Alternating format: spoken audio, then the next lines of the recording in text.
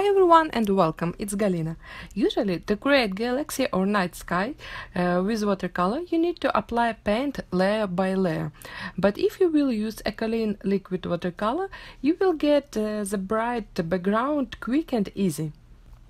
For the wet watercolor technique, I love to use arch watercolor paper. I tape paper down on a clipboard and I'm going to wet all the paper with my white paint brush. I choose to use yellow, pink, purple and blue color to create galaxy shining. I start from lightest color and add them from the left side to right top corner. Sometimes I think that is paints do all my work, they blend really great. And I'm adding just a little bit of light blue color. It will mix very well with other colors, so I will get a new shades of the galaxy. Now I'm applying dark blue color.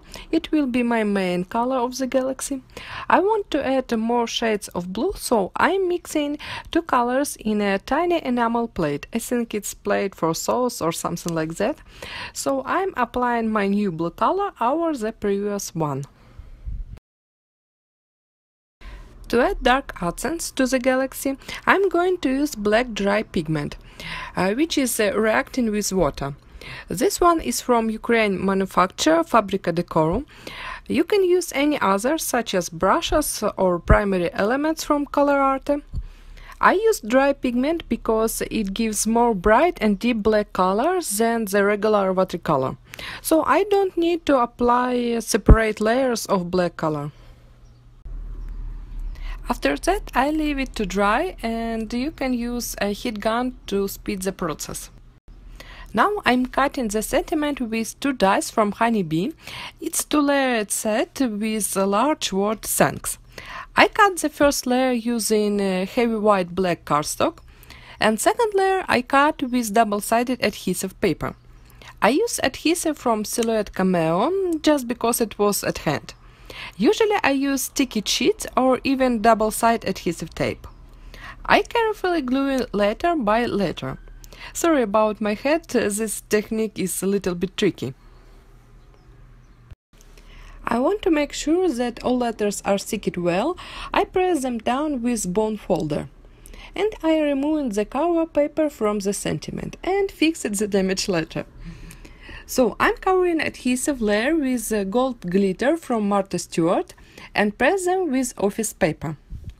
I'm always try to keep my surface clean when I'm using glitter, but I think it's impossible. Use any paint brush to remove extra glitter from the die cut.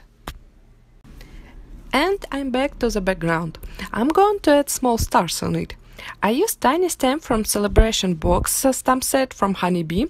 I use anti-static brush with talc because I want to make gold embossing. Here I have my sentiment just as a guide.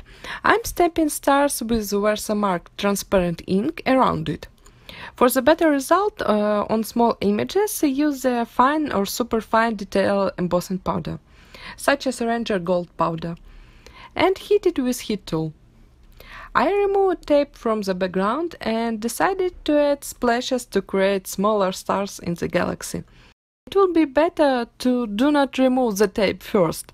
I made splashes with medium brush with white gouache. I'm just tapping paint out over the paper. I cut the white edges and glued watercolor paper on the black cardstock, so it will be less curved, and I want to hide these white edges using black marker. Using this tip you will get more accurate card. And I glue my panel on card base with black adhesive foam. To glue the sentiment I use the same adhesive. It will be invisible on such dark surfaces. At last I write with white gel pen thanks words inside the card. Don't forget to say thanks to people you love. And thank you for watching, see you soon!